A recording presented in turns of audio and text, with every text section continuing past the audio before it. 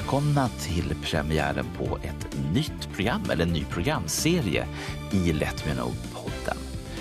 Vi har tidigare haft Bandjournalen som är ett telegramnyhetsprogram kan man säga, där man tar med det hetaste och ballaste som rör sig kring Kiss.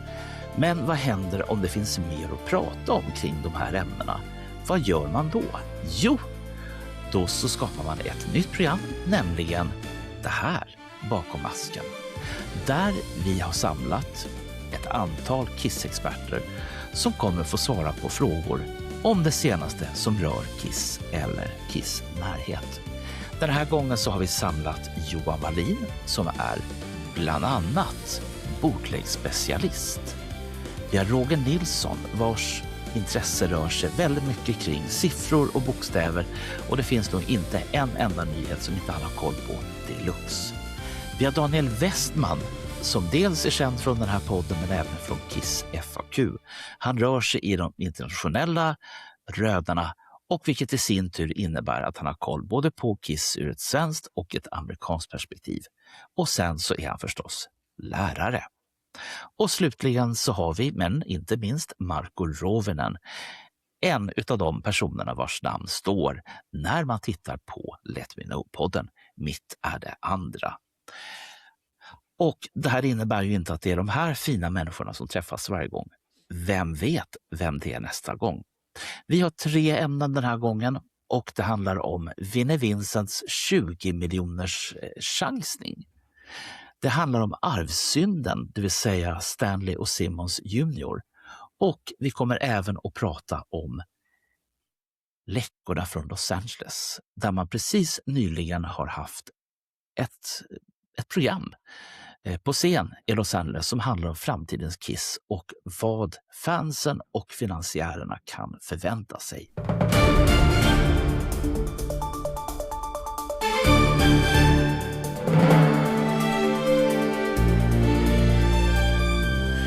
Men vi börjar från den allra första början och vi pratar om Vinnie Vincent. Det är ju som så att han har krävt att få $20 miljoner. Alltså han har krävt för att man ska få rätten till mastern på Guitar Mageddon. Och då är helt enkelt min fråga så här till panelen. Är Vinnie ett missförstått geni som skapar extremt mycket uppmärksamhet och extremt mycket grejer kring sina grejer för att då väcka så mycket uppmärksamhet som det går? Eller är Vinnie Vincent helt bortkopplad från verkligheten? Och jag börjar helt enkelt med dig, Johan Wallin, bootleg-intresserad ungdom.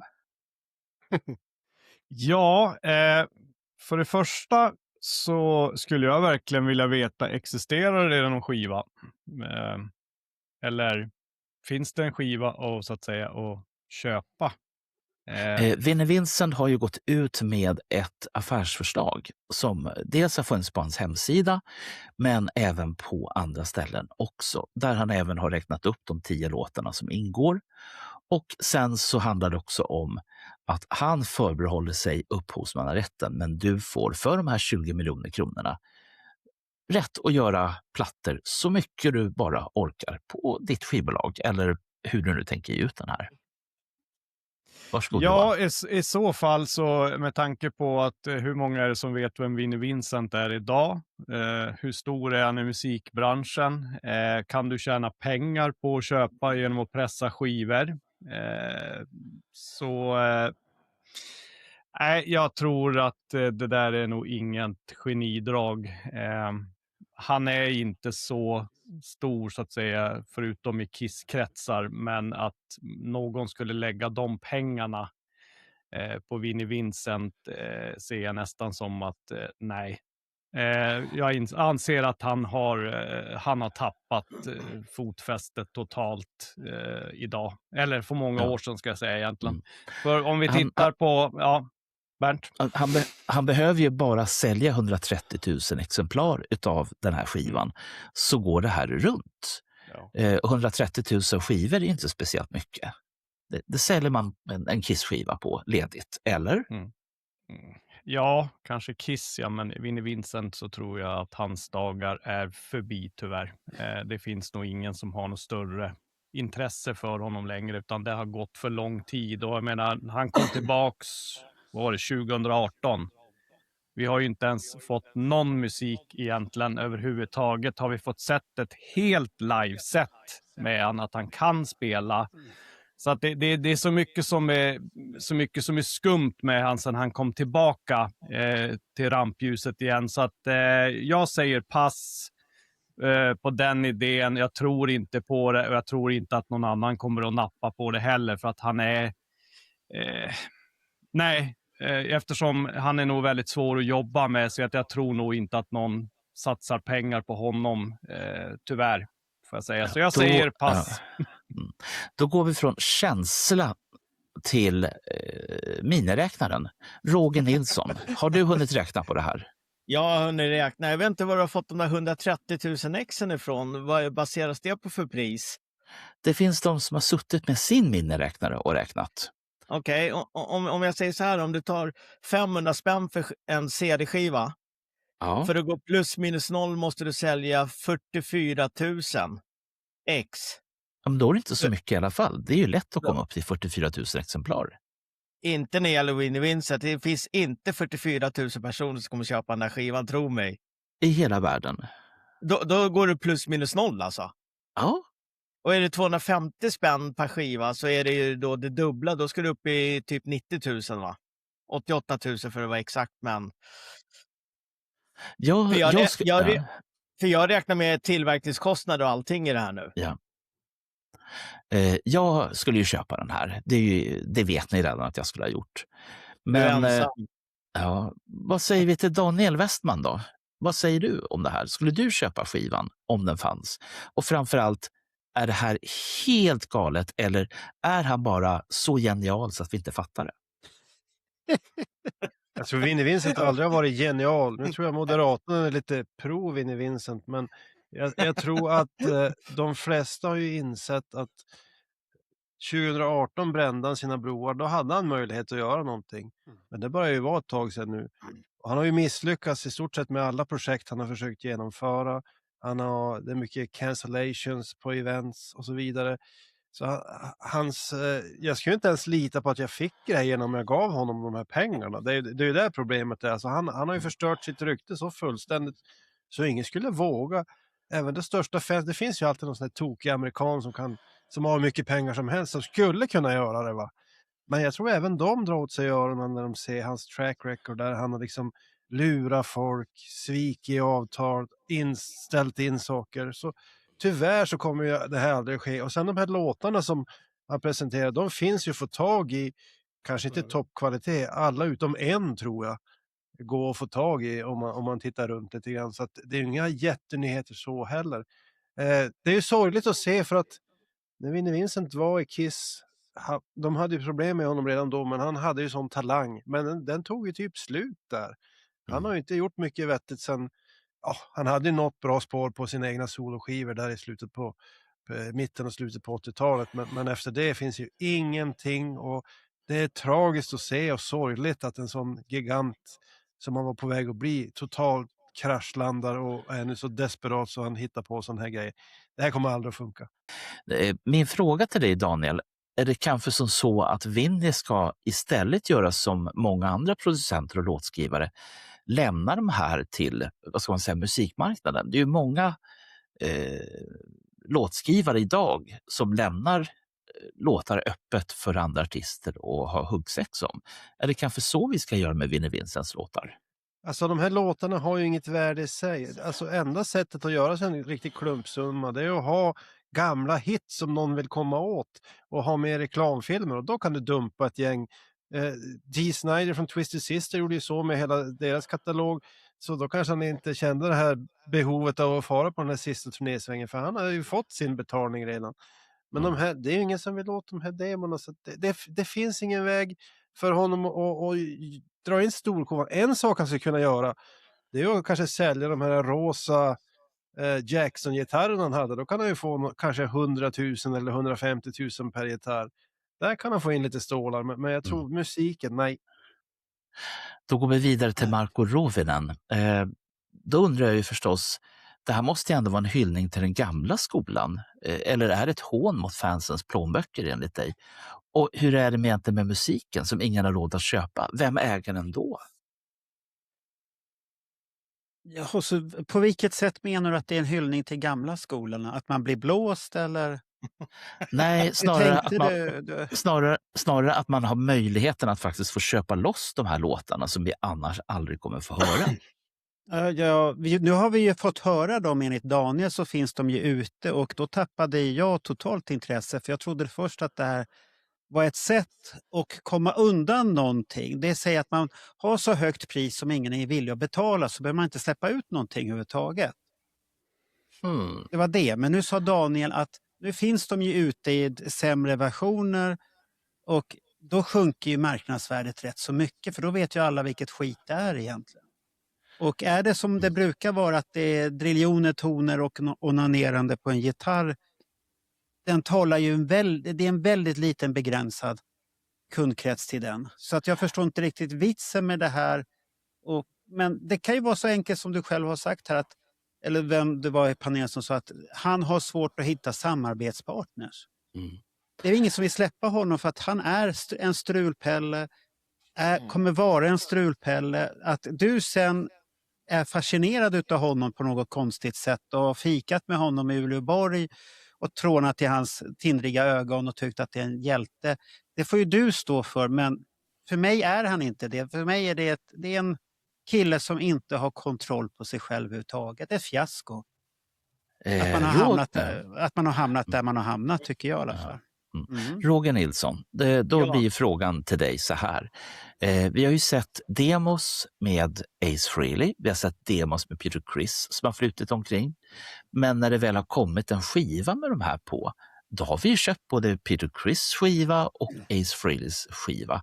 Varför skulle vi inte köpa Vinnys skiva? Därför att Vinny är en B-figur i Kiss-sammanhang faktiskt. Han är jättebra låtskrivare. Där skulle han ha stoppat. Han skulle bara ha sålt låtar till andra artister. Han skulle inte liksom vara involverad själv. Men får jag ställa en följdfråga bara till Johan? Kommer du ihåg för några år sedan att han skulle släppa en box som aldrig kom? Ja, precis. Stämmer det. Ingick inte den här i den boxen?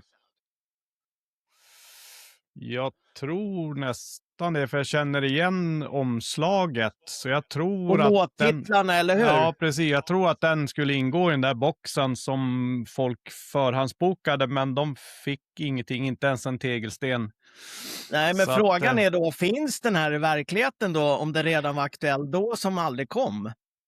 Ja. Det fanns ju demos, sa Daniel, att de här låtarna... Ja, för alltså flera av de här låtarna kan du lyssna till och med på YouTube, på Youngblood och några av de här, ja. Men alltså inte de är från den här skivan som aldrig kom. Vad hette den? Guitar Armageddon eller vad den hette, som inte släpptes. Jag känner igen, jag har mycket demos med Vinnie Vincent. Jag känner igen vissa låttitlar, för han hade ju massa sångare. Jeff Scott Soto bland annat.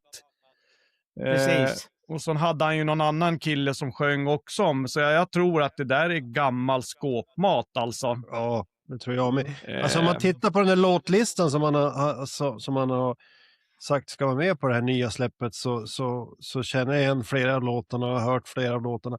Den enda jag inte känner igen, men den kanske man inte har något behov av att höra, det är en låt som heter Cock Teaser. Och jag vet inte, den kanske kan jag betala så mycket för att höra den. Men då ställer jag den här frågan till hela panelen. Fredrik Strage, som är en smart rackare, han gick ut i ett tv-program nyligen och sa att absolut, han köper den här plattan om han bara hade 20 miljoner spänn. Ska du köpa eller sälja? Jag tror det första var något jag skulle sälja, för det kändes så vansinnigt. Men sen kan man på att jag nog köper det. Vinnie Vincent var en gång i tiden gitarrist i Kiss, mellan 82 och 84. Han var med och skrev Lick It Up och Love It Loud, sådana låtar. Sen har han haft en måttligt framgångsrik solokarriär. Han lyckades sparkas från bandet som bar hans namn, The Vinnie Vincent Invasion, vilket är lite av en bedrift. Nu har han släppt en soloskiva. Och först kom det en singel som heter Ride the Serpent i vintras. Den tog han $300 styck för. Oj! Och folk tyckte att det var lite dyrt för en skiva. Och han sa att det här är inte att jämföra med annan musik. Det här är som att jämföra med iransk kaviar eller konst. Nu har albumet kommit med det fantastiska namnet Guitarmageddon. Och Guitarmageddon kommer som en box. Man får 10 vinyler, 10 CD med förträfflig rockmusik till det facila priset av $2 miljoner. Och å ena sidan så är det kanske vansinne. Å andra sidan blir jag lite glad över att någon person, när streaming inte ger artisterna några intäkter, att någon bara bestämmer sig att min musik är värd så här mycket. Så jag är beredd att köpa den här skivan om då Birgitta Olsson lyckas avskaffa eventuella arvsskatter i framtiden. Dödsskatter. Då kommer jag att köpa Vinnie Vincents Guitarmageddon. Alltså, om Fredrik Strages föräldrar lyssnar på detta program, snälla sätt era pengar i en trustfond. Ja. För annars kommer Fredrik köpa någon konstig vinylbox för pengarna. Gör det bara. Hur skulle vi knyta ihop det här? Vad har vi för råd att ge till Vinnie Vincent och den här plattan? Nej, men jag tycker Roger sa det rätt. Alltså, han har ju valt fel väg. Han ska ju skriva låtar tillsammans med andra. Det är ju där hans talang alltid har varit. Ja. Ja, och det förstod ju alla utom han själv. Jag vet inte riktigt vad. Men vi vet ju inte alla detaljer. Men han har ju haft någon mentalt breakdown för länge sedan. Och lever med trauman. Så han kan ju inte träffa människor. Det var ju tidigt prat om att han alltid ska ha bodyguards med sig. Det var väl redan så när han var i Sverige där 96. Att det var... Han ville liksom ha bevakning, i alla fall när han var på den här svängen med den här tysken genom Europa på en sån här... Var det Gerhard Wimmer? Ja, precis. Då ska han ju ha bodyguards och allting. Han är totalt paranoid. Och jag tror att det där bara har blivit värre. Han har aldrig... men tänk dig själv att hamna ute i Sätra. Då blir man rädd om man har varit i Sätra. Ja. Nej, men han har ju, alla har vi våra problem att brottas med, men jag tror Vinnie har inte riktigt tagit tag i sina problem som han hade där redan mitten på 90-talet, och det hade han behövt göra för han har aldrig blivit en fungerande människa fullt ut efter det, utan han har levt med den här paranoian och det har ju legat honom i fatet trots att han har så mycket talang, och det är ju synd för honom och för oss Kiss-fans också. Kunde ha fått många bra låtar. Men om jag skulle nog säga så här att innan han kom ut där, och när var det han kom ut? Var det 2018? 18. Han kom, då fanns det ju en mystik runt honom, och den här svenska programmet byggde upp en mystik. Var han en kvinna eller var han en man? Var han en android eller vad var han för någonting? Och Bernt har ju byggt på den mystiken också och hyllat den trevliga Vinnie och sagt att han är otroligt trevlig. Han låter ju trevlig på den intervju du hade också. Och han har ju varit på den här turnén där han gjorde lite spektakel och grejer och sånt här. Men det man ska ha åtanke att det här var 96 när han var här. Och då skulle han ha 2 kvällar i Stockholm. Det var bara såld en kväll. Var det på Kolingsborg, va? Kolingsborg. En kväll var såld. Och Johan trodde ju att det här kunde bli en dubbelkväll. Och det var det inte. Johan Kihlberg alltså. Ja, Johan Kihlberg då. För att det var då Kiss Expo, han hade första där 95. Och sen var det en dubbelheader med Vinnie Vincent som skulle bli. Men det var bara en kväll. Och redan då drog han inte så mycket. Det var inte stora affischnamnet riktigt. Alla tyckte det var häftigt, men sen hörde man att han var skadad. Han hade klämt handen. Han hade gjort det och det var det ena och det andra. Och han hade ju det unika med Stockholmsspelningen var väl att han hade sminket på sig. I alla fall den dagen. Ja, han fick ju passning för det sen. Ja, sen påstås det att det kom något hemligt samtal och grejer. Och jag undrar bara, hur fick Gene reda på det i sådana fall att han hade sminkningen på sig? Var det någon från Stockholm som ringde? Vinnie står på scen, han har sminkningen. Jag tror det där är myter som jag inte riktigt tror på heller. Det är ett annat samtal vid ett annat tillfälle. Men det vill jag ville komma till nu, Bernt, om du tar det lite lugnt här nu. Det är det att det här mytbildningen, den sprack ju 2018. Han kommer ut och så, precis som Johan Wallin säger, han hade chansen då att göra rätt för sig. Men mannen kan inte göra rätt för sig. Ha olika event och grejer. Och det sista eventet vart ju en katastrof. Där kom ju den här trevliga Vinnie tillbaka. Han ska stå på trummorna högst upp på det här kanontornet och spela gitarr. Nedanför ska Ace stå och andra på sidan ska Bruce stå.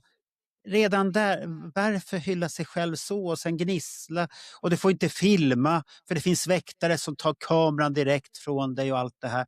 Och man vet inte när han sätter igång, han bara gnissla helt plötsligt och folk fick springa. Det är den här att det är kontraktsförhandlingar till 30 sekunder innan han står på scen. Det säger ju vilken bullshittare han är. Och då tror inte jag på de här 20 miljonerna. Nej, det kan jag göra mycket annat för.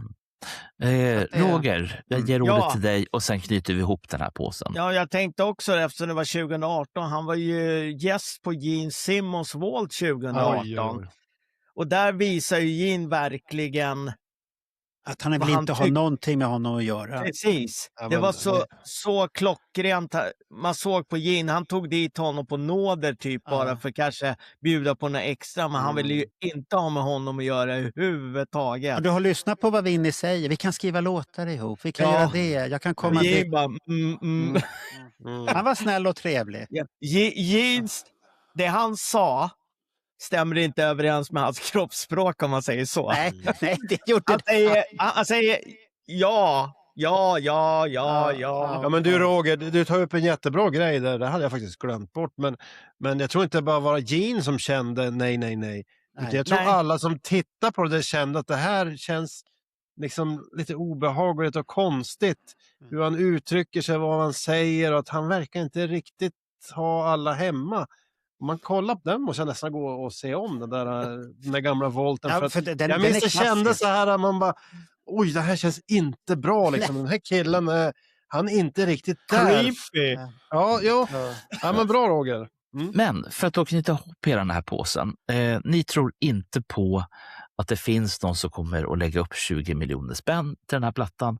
Men tror ni på mitt förslag att faktiskt släppa låtarna till låtskrivarmarknaden och sen se, är det någon som är sugen på Vincent-låtarna? Eller har ni något annat förslag? Det kan han säkert göra, men jag tror inte det är någon som vill ha det. Den där stilen är förbi. Ja, men jag tror att det kan finnas någon som har mycket pengar som köper den men inte släpper ut den. Ja, som vanligt, man sitter och håller på det. Ja. My pressures. Ja, det är ju det. Hitta en som är lång. Johan och Daniel, jag låter er få avsluta. Vad säger ni? Ja, börjar du Johan. Ja, och jag säger väl så här att det är som den här eller EP:n han släppte där bara gitarr-onani, så tror jag inte att det är någon som är sugen på att ta upp det, för det känns väl ganska out of date. Är det däremot rockigare låtar med sång eller men typ halvballader, ja men absolut så kan det ju finnas, men står det bara upp och ner på halsen fram och tillbaka, då tror jag, eller så släpper den på en streamingtjänst. Fast det fanns ju en hit där som Daniel sa. Ja, Cock Teaser hette han. Ja, Cock Teaser. Ja. Det är en hit. Ja, det känns som en hit. Jag ska se om jag kan hitta den. Ja, men det tror jag är alternativet. Eller att han släpper på något litet skivbolag och kanske trycker upp en 2000X eller något sånt där. Men jag tror inte att det är någon som köper och verkligen går in för att marknadsföra han. Det tror jag inte. Ja, men får jag bara, fick man om man köpte de där skivorna, den här skivan då, fick man släppa den utan att han behövde ge sitt godkännande? Nej, han skulle ge sitt godkännande. De var dina. Då sitter du ju fast i en rävsax i alla fall där. Ja. Det där är ju en man som är som en kniv, tvåeggad. Det ena dagen det och det andra dagen det. Men det kan få Jag frågar bara Bernt, var han tvungen att godkänna varenda skiva han sålde? Alltså det är ju kittet som det handlar om. Det som den här personen har tänkt sig att ge ut den. Alltså om du ger ut en skiva som ser ut på ett visst sätt med de här 10 låtarna, då lämnar du det till Vinny och visar, det här har jag tänkt att göra, och då säger han ja, eller så säger han nej. Fast vad är det för jävla deal? Om jag köper någonting för en Vinny-deal. Det är en Vinny-deal. Det där är en typisk Vinny-deal. Det är bara Bernt som förstår honom, ingen annan. Han kan man ju hem alla stålar, sen ska han sitta på vetorätten också. Vad fan är det för jävla? Det är ju Stasi. Tappade han dig nu? Nu blir det inga 20 miljoner från dig där. Nej, för fan, det kommer det aldrig bli.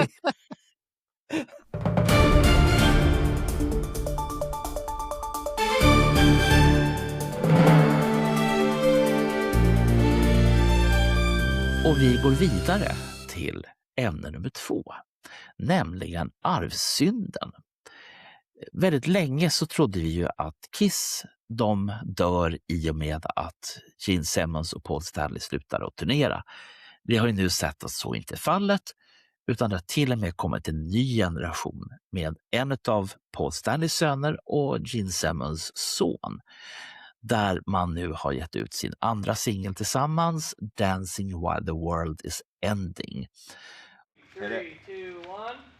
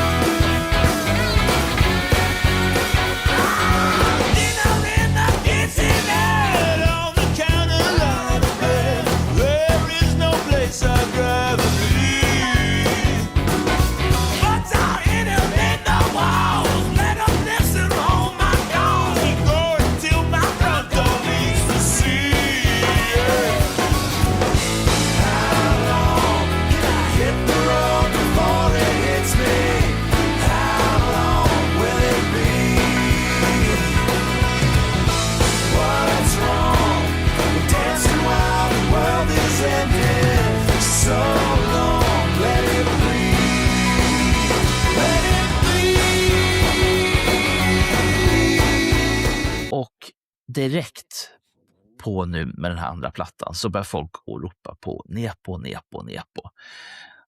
Och min fråga till panelen är kort och gott, är namnet Stanley Simmons, är det en guldbiljett eller är det en fotboja? Och varför jag ställer frågan, det är för att Paul Stanley, han rasar nu mot Nepo Baby-snacket som många har tagit upp. Men är det möjligt att bli tagen på allvar när en av pojkarnas pappa sprutar eld på jobbet? Marko Rovinen, du får börja. Jaha, ska jag börja här nu? Jag skulle nog säga att det är mer en belastning för dem själva. För oavsett vad de gör så ska de jämföras. Och som du själv säger här, att Kiss kommer leva vidare fast Paul och Gene dör. Ja, men det är ju inte tack vare deras söner. De har ingenting med det att göra. Det är helt två olika saker. Och jag ser det som en belastning för pojkarna att de har Paul Stanley och Gene Simmons som papper. Det är en belastning. Och så är det ju med alla grejer. Det är ju bara att titta på vilka kändisar du än tar. Om du tar Dolph Lundgrens döttrar, de kommer förknippas med Dolph Lundgren oavsett vad de gör. Ta Sylvester Stallone, vet du, döttrar. Vad de än gör så kommer de förknippas innan de själv skapar en egen karriär. Och du har ju familjen Skarsgård, där har du ett bra exempel. Där alla har börjat göra sina egna namn och är inte beroende. Och är väldigt hårda med och säger att vi har kämpat den hårda vägen. Och visst kan man väl komma med några ord där och tycka att de har räkmacka. Men det har de inte haft. Visst, de har ju tillgång till teater. Det är lättare att se dem. De har upplevt och växt upp med pappa. Men pappan har inte varit en styrande grej där. Och det är samma med Paul och Gene. Men jag säger att det är en jättebelastning för de här två pojkarna. Och bli förknippade med... Ja. De skulle alltså ha valt ett annat namn. Nej, det spelar ingen roll vad namnet. Det spelar ingen roll vad namnet är. De kommer förknippas med sin pappa, med sina papper livet ut. Så är det bara. Så det spelar ingen roll. För de som är avundsjuka säger att det är en räkmacka. Så är Daniel det bara. Westman, räkmacka, belastning eller vad? Jag tror att det kan vara en fördel inledningsvis att det öppnar dörrar i början. Marco var inne där på skådespelare. Jag tänker lite hockey. Djurgården åkte ut precis, jag kommer att tänka lite på hockey. Det var ju det här med att du har ju vad heter han? William Nylander som är en av de bästa just nu. Han är ju son till en av mina favoritspelare som heter Mikael Nylander. Och det finns många exempel inom hockeyn där pojkarna lyckas bra i NHL. Och det är klart, de får bra förutsättningar. De får vara med lite grann, se hur grejerna funkar. Behind the scenes, hur man ska bete sig, lite av businessen. Så de har ju ett försprång på många sätt. Men du måste alltid själv lägga ner arbetet. William Nylander ska ju inte spela NHL om han bara liksom, men min pappa spelar här, får jag vara med? Det går inte. Utan du måste ju liksom lägga ner samma jobb som dina föräldrar gjorde för att lyckas. Och Jag ska nog säga dubbelt så mycket. Ja, kanske till och med det. Ja, Och där är jag tveksam om de har gjort de här 2 pojkarna. Och jag tror att om man tänker musiker som har gått de här fotspåren. Jag tänker till exempel på Enrique Iglesias som hade en framgångsrik pappa. Själv var han ju ingen vidare, men han var ju snygg. Och det räckte ju ett tag, men det tog ju slut sen. Du har ju Bob Marley, hade ju en pojk som heter Ziggy Marley. Som spelar typ samma musik, men ansågs ju då alltid vara lite sämre än pappa. Benjamin Ingrosso, Pernilla Wahlgrens pojk. Ja, det går ju ganska bra. Peter Grönvall, pojken till Benny Andersson. Han fick säkert in en fot, men han blir ju aldrig någon Benny Andersson, även om man har lyckats hyfsat på sin egen. Om man går lite mer till hårdrock, Wolfgang Van Halen, son till gitarrguden, kan säkert spela allting precis lika bra som sin pappa och så, men kommer ju aldrig kunna toppa sin pappa vad han än gör. Det finns ju inte en möjlighet. Även om han är minst lika duktig, alltså han är jätteduktig på gitarr och trummor och allting. Och han har fått in en fot, han spelar med Van Halen. Så han kommer ju nog hanka sig fram, men folk kommer ju alltid fråga honom, ja men du, din pappa, hur var det här egentligen? Och när han spelade det här, så att det blir nog lite som du var inne på i presentationen, det kan bli en typ av fotboja för de här barnen. Och de kommer aldrig att toppa föräldrarna om de inte lägger ner oerhört mycket kraft och hitta lite en egen väg. Så det är tufft tror jag efter ett tag. Men inledningsvis tror jag att det kan vara en fördel. Ja, det är som du säger då, jättetufft. Det är jättetufft. Precis alla de du nämnde, det är ingen räkmacka för någon. För pressen, kommer du helt oanmäld från någonstans och slår igenom, då räknas du som en begåvning. Men har du ett namn som du kommer med, ja du fick det här tack vare dina föräldrar. Och det där kommer alltid ligga i belastning för alla de här personerna. Ja. Alltid.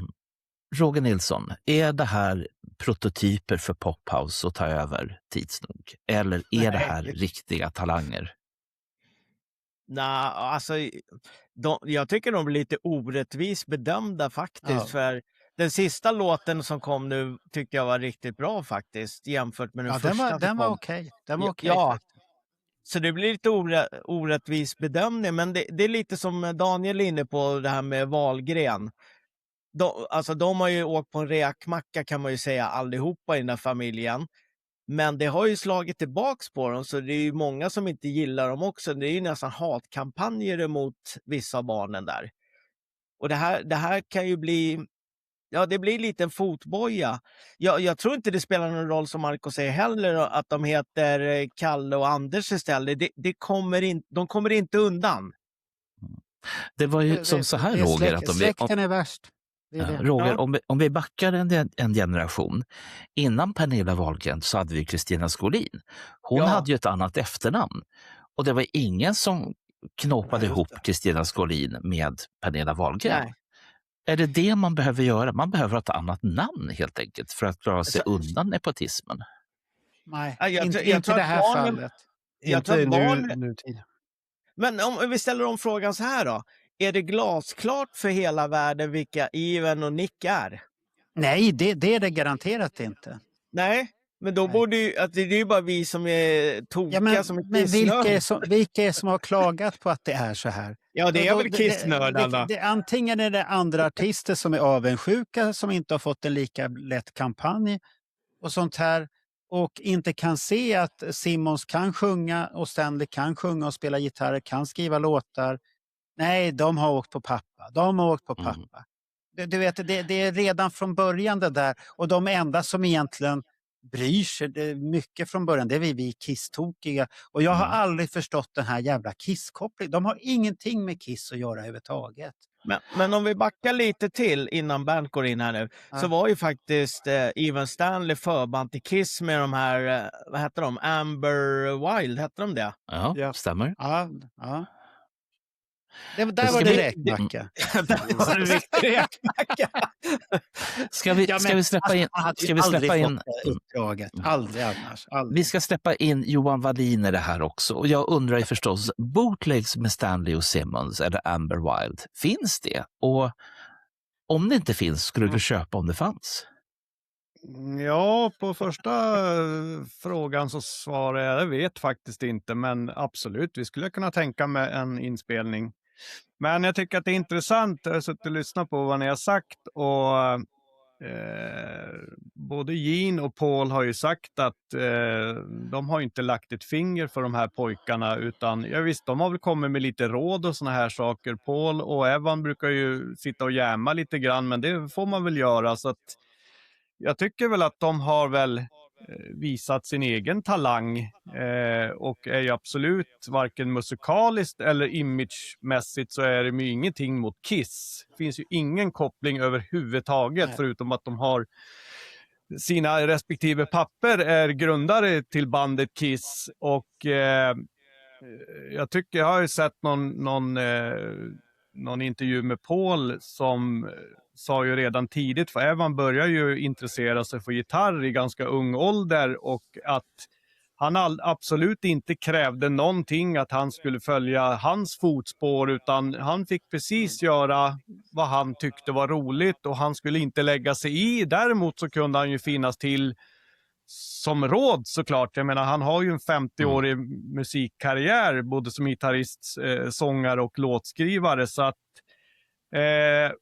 men visst kommer de väl jämföras med sina pappor, men jag tycker att det är orättvist ändå, för att det är ju inte så att de gör covers på Kiss-låtar eller försöker att ha en liknande image som Kiss har, utan jag tycker att de har ju faktiskt raka motsatsen egentligen, så att jag tror att fortsätter de och gör någonting bra, så tror jag att det där kommer nog lugna ner sig, att folk inte tänker så mycket på att det är Gene och Pauls söner, utan att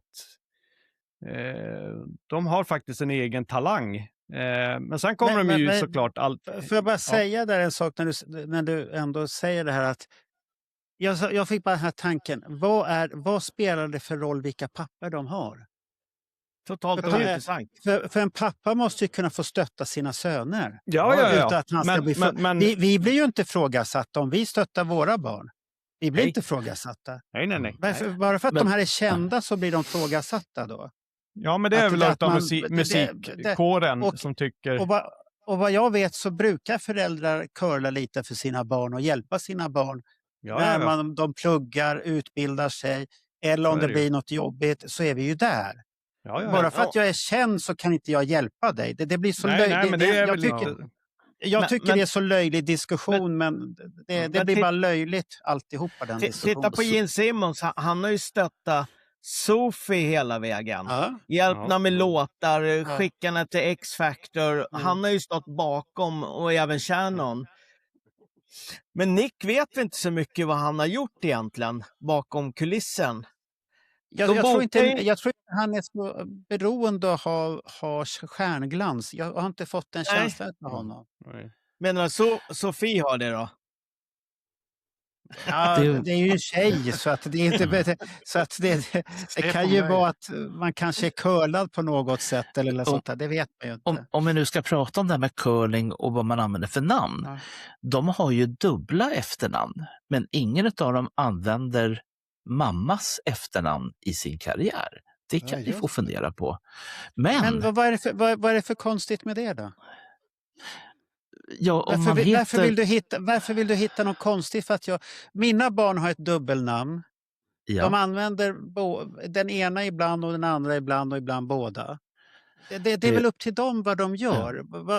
Vad sätter du orden där för att ska bedöma dem för att de inte använder sitt andra efternamn. Vad är det för någonting? Därför att när de började sina respektive karriärer, då körde de med båda namnen. Och det gäller, på Simmons sida så gäller det båda ungarna. Men om jag förstår er rätt i alla fall i det här, så är kontentan: låt grabbarna vara. Och låt dem få bilda sina egna karriärer. Ja. Precis. Och blanda inte ihop det med Kiss överhuvudtaget. För det har ingenting med Kiss att göra. Men om de skulle blåsa eld då? Och varför skulle de göra det? Det enda de kan göra likadant som papporna har gjort, det är att ligga runt. Det är det enda som kan stämma överens med dem. De är ju precis motsatsen till Kiss. Det är ju flower power på de här killarna. Ja, då kommer de ligga i alla fall. Då. Ja, det kanske de får göra, men... Så att, och då ska vi hindra det också, att de ska inte härma papporna.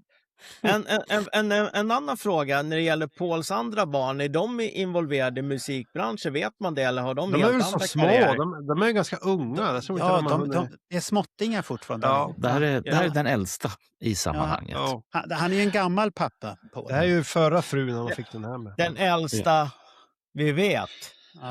Ja, du tänker så. Men det, Roger Nilsson, det är ett annat program och en annan diskussion. Men det betyder helt enkelt att vi rundar av det här blocket med att säga: låt grabbarna vara. Vi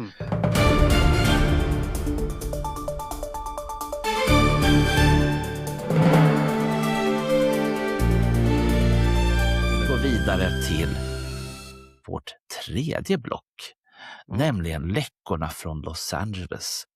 Det handlar om framtidens Kiss. Jag tänkte att jag läser lite grann för er. Det här är det som jag har lyckats snoka fram. Man håller ett föredrag den här dagen när vi spelar in det här. Och då ska vi se här. Vegas-showen 2027 kommer att vara med en haptisk feedback.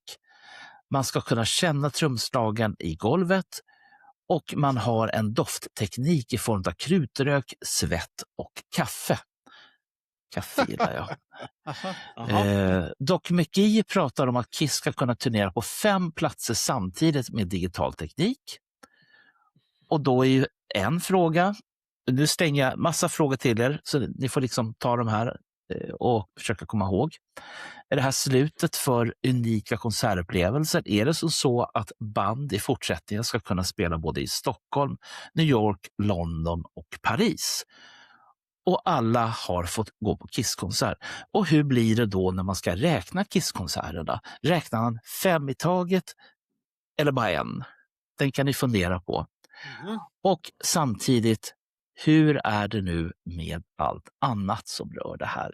Nämligen, Marco, kan vi se 1977 års Kiss i 4K och med en doft utav pyro i Nynäshamn samtidigt som de spelar på Folkets hus i Vällingby och i Tokyo? Vad har du för uppfattning om det här? Nej, du kommer inte få uppleva det här i Nynäshamn, Bernt. Du måste åka till speciella ställen för att få uppleva kaffedoften och krutdoften och känna vibrationerna. Du måste åka till speciella arenor. Folkets hus i Vällingby då? Nej, inget Folkets hus. Du får åka till London troligtvis. Sen blir det väl Las Vegas och kanske någon annanstans. Så de måste ju planera ekonomiskt och det här är ju inga Kiss-konserter så de ska vi inte räkna överhuvudtaget. Det här är bara upplevelser. Det är inga konserter. Det är upplevelser. Du tittar på någonting och det är AI, det är någonting nytt. Ja, jag tror det här kommer bara gälla gamla gubbar som inte kan uppträda längre. Så att vi kan ju inte ha en Gene Simmons och en Paul Stanley med blöja och rullator som kommer in på scen och ska sjunga. Varför inte? Sen måste de rulla iväg efter ett tag för det hände en olycka där eller något sånt här. Det kommer inte ske, så att det här är helt en annan typ av upplevelse. Vill du se Paul och Gene live fortfarande, då är det så här Las Vegas, Kiss-cruisar eller på båtar och sånt där du kan upptäcka gubbarna live på deras villkor. Men vill du ha den här pumpande konserter, då blir det så här, vad ska vi kalla det för, avatarer som står på scen och du får uppleva det. Och det är någonting helt annat. För redan härom veckan när de första nyheterna gick ut, så handlar det ju om att det här ska vara någonting som är så verkligt så att det är verkligare än verkligt. Johan Wallin, vad känner du inför det här? Ja, jag har liksom inte riktigt tagit in det här med avatarer, att Kiss fortsätter att leva. Det kommer de ju göra ändå utav form av all musik man har gjort och allt som finns inspelat, böcker, tidningar. Så jag vet inte hur det... Jag tror för mig så skulle det kännas väldigt krystat på något sätt.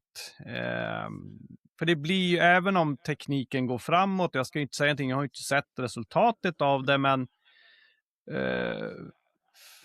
det kanske är någonting man måste uppleva för att liksom förstå det, men just nu så känns liksom som att jag fortsätter min Kiss-resa ändå, även fast de inte uppträder live. Men givetvis får jag möjlighet att uppleva det här när det nu blir, så kommer jag väl säkert kanske göra det. Får jag då ställa en fråga till dig, Johan, här då, angående det här att är det för att Kissgubbarna har slutat 2023, de fuskade lite och spelade live här på Kiss-cruisen, att de fortfarande existerar? Om du jämför då med ABBA-fansen som inte har sett ABBA på hur länge som helst. Där har man mottagit det här med öppna armar, det är en jättestor succé. Ja. Och alla som jag känner som har varit där är alla väldigt positiva och tycker att det här är en otrolig upplevelse. Och det är ingen som har sagt någonting om att det ser fejkat ut eller någonting. För att det har blivit att du tar hela upplevelsen. Men är det att det kan vara att Kissgubbarna är för nära verkligheten fortfarande och fuskar lite? Att vi tycker att nej, inte ännu. Vi måste vara begravda innan avatarerna kommer. Ja, nej, men lite grann så känns det. Det känns liksom som att Kiss är avslutat, alltså på något sätt, ju med att man gjorde End of the Road. Och jag menar, vi alla får ju tacka för oss, oavsett om det är vårt arbetsliv eller någonting, så kommer ju liksom de som tycker om bandet kommer ju ändå fortsätta, så att säga, bry sig om bandet. Jag menar, vi har ju massor med musik, så jag vet inte, det är kanske jag som är... Men då tar vi en fråga till här nu till dig, som jag tycker är intressant. För att Kiss FAQ pratade om farvälturnén här nyligen i en podd. Och då var det ju slutet med Peter Criss och Ace Frehley. Kommer du ihåg motståndet som var när Tommy Thayer kommer? Ja, och vad vi tyckte sen i Dalhalla med Tommy Thayer på scen. Ja, det var ju tur att han spelade. Det sa vi fan inte 2020, var det 2003-2004 när vi hörde att Tommy Thayer, jävla fan, vi fan. Och Erik Singer med Peter Kattsvinkning. Så att det där är kanske att vi gör det här till någon holy grail som man inte får röra. Roger Nilsson, är du intresserad av att få reda på hur draksvett luktar? Eller kanske till och med Simons kaffedoft? Eller kan du tänka dig att se 5 konserter samtidigt? Alltså för mig, lukten, det påminner om den där filmen vi pratade om någon gång. Man fick en liten lapp man satt och gnugga på, så luktade det bajs eller... Det är det jag associerar det här till, så här helt värdelöst. Men för att återgå till det här med ABBA. Jag tror att ABBA har en annan typ av publik som uppskattar det här på ett annat sätt. Kiss-fans är mer... De vill se det riktiga. Är ni med på varför skulle inte... Men nu finns inte det riktiga längre. Nej, jag vet. Fakta. Det ja, finns inte. Absolut. Ja. Jo, men du säger ju då att ABBA då är avatarer, det mottas ju... Jag tror att de har en bredare publik än vad Kiss har, om jag säger så då. Men som vi har uppskattar det här. Väldigt bred. Är det inte så att vi bara är anala av oss? Ja, så kan det ju vara. Av någonting annat. Men får jag backa? Kommer du ihåg att vi gjorde en avatarpodd 2023? Där vi var väldigt skeptiska just till det här. Och vi bara, shit, det är skitlångt fram. Det är fan bara 1 år kvar, så är vi där nu. Knappt 1 år. Ja. Men om du släpper in Daniel Westman i det här. För han har inte fått säga någonting om avatarer och vad han tycker om draksvett eller 5 stycken konserter samtidigt. Varsågod Daniel. Tack ska du ha. Nej, men alltså musikbranschen står ju inför ett paradigmskifte. Det är ju lite läskigt. Du har ju det här med att vem som helst kan göra musik med några klick och det låter bra. Snart kommer det. Ja, det finns ju den här Podcastboy-hitten då som handlar om Bernt Månsson. Ja, Tror det var underbar. 7 på Svensktoppen. Eller var det 8? Ja, där i krokarna. Så att, och den låten har ju Marco Rovinen klickat fram. Och så att det är lite läskigt tycker jag. Och de här avatarerna faller in lite under det. Att det känns lite otäckt. Jag vet inte riktigt vad jag ska känna inför det. För mig har ju konserter varit konserter. Jag menar, du går dit och tittar. Det är verkliga människor som hoppar runt. Jag har lite svårt att tänka mig att jag ska känna samma hänförelse inför några animerade saker där framme. Men jag vet inte hur nästa generation liksom känner inför det. För vi är ju snart borta. Men de här som är 15-20 nu, för de kanske inte spelar någon roll. De verkar kunna sitta varenda rast och blippa på sin telefon och tycka att de lever ett häftigt ungdomsliv. Fast de kastar bort hela fucking ungdomen på att scrolla på en telefon. Men för dem är ju det helt underbart. Så om de får titta på en skärm där det rör sig saker, kanske de tycker det är fantastiskt. Jag vet inte. Jag kan ju berätta för dig, Daniel, som jag som är äldre då. Det fanns ett biosystem som heter Sensurround som man hade bland annat i Stockholm. Det fanns i flera städer också. Där filmen Jordbävningen var med. Och egentligen vad det gick ut på var ju att man hade plockat in några feta jävla bashögtalare in i salongen. Och sen så vred man upp basen utav bara helvete när det skakade. Men vi som var där och tittade, vi sa fy fan vad häftigt. Och vi såg varenda film i Sensurround. Men efter Battlestar Galactica så är det ingen som ville se det där längre, utan det var klappat och klart. På samma sätt som ingen utav er förutom jag tycker om 3D-filmer. För att ni tycker att det är skit i pannkaka.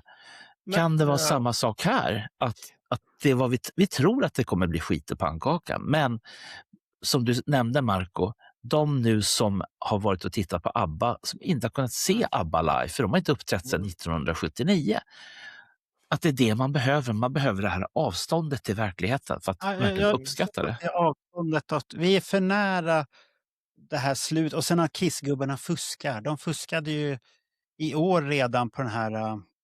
Eller var det förra året? De fuskade där. Ja. Det var några månader, man säger så.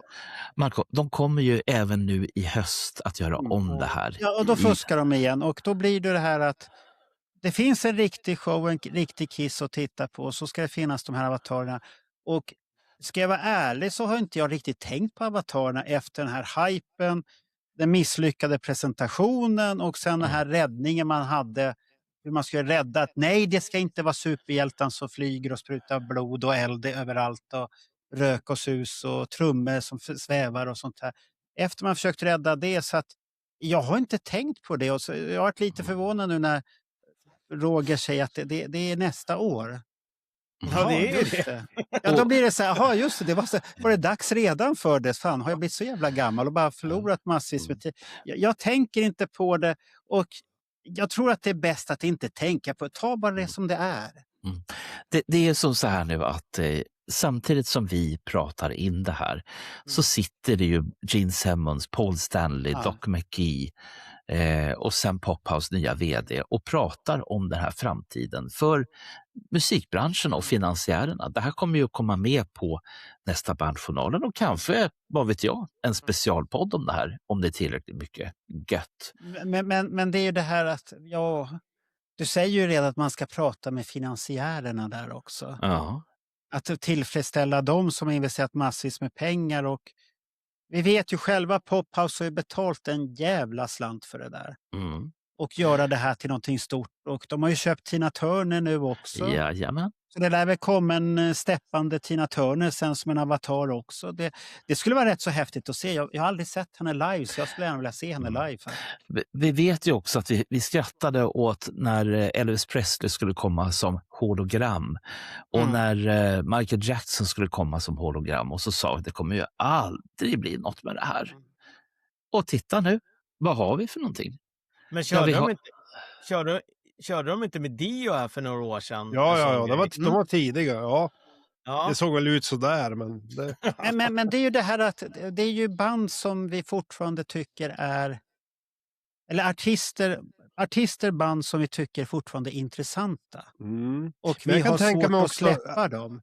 Alltså Marco, vad tror du om de här... Jag tittar på de här line-upsen för sommarfestivalerna. De börjar vara ganska bleka på rockfestivalerna.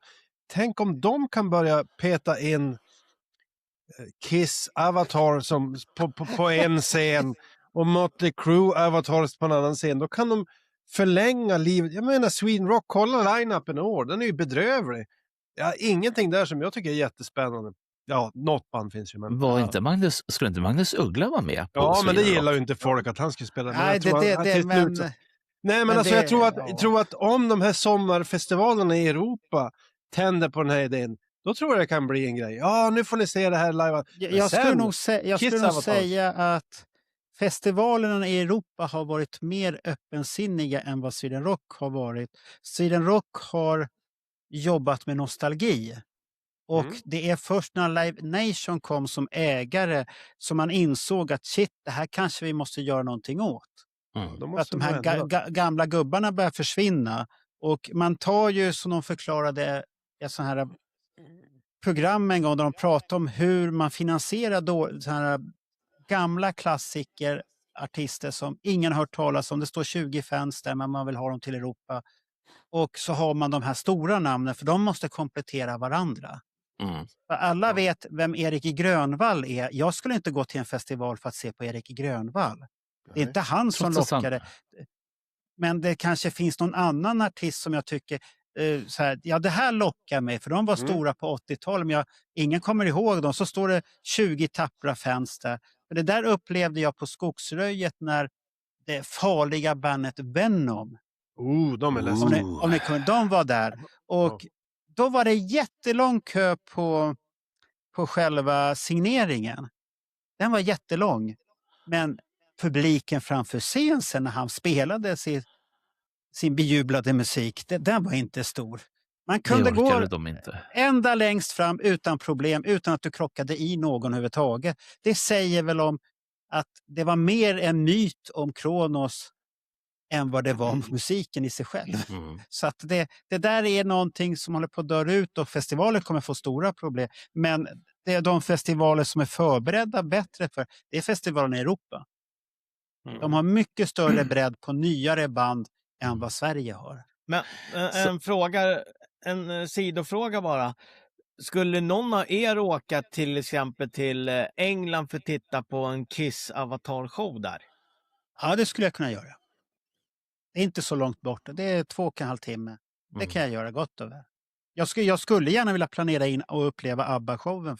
Det skulle jag också vilja göra. Så att det kanske vi ska dra ihop en resa, bara uppleva ABBA-showen och vara där och ha företagsfest i London. Men jag tror att är du där så hamnar du i den här hypen och tycker att det är glädje att vara där. Du hamnar i någon så här... Det är som när du är i Sweden Rock. Det är massvis med band du inte vill se överhuvudtaget. Men sen när du är där så kommer du in i någonting som är som en jävla drog som svävar. Och det är säkert när du kommer på ABBA-showen. Det är Avatar. Och sen kommer musiken. Du känner musiken. Det står några filurer. Du vet, är det på riktigt eller vad fan är det för någonting? Så är du fast där. För publiken är ju fast. Det är det. Det betyder alltså att trots att vi nu har haft ett långt härligt samtal hur man är bakom masken, så slutar allt sammans med, till och med i en Kiss-podd, att vi pratar om ABBA och att vi ska se dem. Kära panel, har ni några sista ord ni vill ge ifrån er, eller är vi klara för idag? Och hur känns det? Mår ni bra? I det här premiäravsnittet så tycker jag Moderaterna har varit väldigt snabb och väldigt... Så här snabb brukar du inte vara, Bernt. Så jag är lite förvånad här. Vad har hänt? Han kört med hela handen här idag. Ja. Är det den här elakartade röda människan som har kommit fram här nu? Ja, det är för mig att känna till och er att fundera på. Ja, jag börjar bli orolig här nu. Ja. Men det ska man vara. Jag hoppas du är lite mjukare nästa gång. Det beror på vilka som är med. Ni tål mycket mer än det här. Det kan jag ju bara säga. Jaha, så du är hård mot oss. Hård mot de hårda, som Fantomen. Hård mot dem. Jaha, nu kom Fantomen också. Ja. Ja, det är fina Är grejer. det kalsonger han har på sin dräkt? Ja, så drar han bort en rand när han pissar bakom trädets stam. Så är det. Han drar bort en Ja. rand och så... Ja, pissar bakom trädets stam. Ja. Jag vet inte om det här ingick riktigt i det här, men, Jag tyckte hade det var ni- en bra avslutning. men då tackar vi alla er. Okej. För ni var ju många som kom Ja. här och som hörsammade mitt bud om bakom maskerna. Och vi är alla Ja. bakom maskerna nu. Ha det så bra tills nästa gång. Tack så mycket. Hej då. Tack. Tack. Tja. Hej, hej.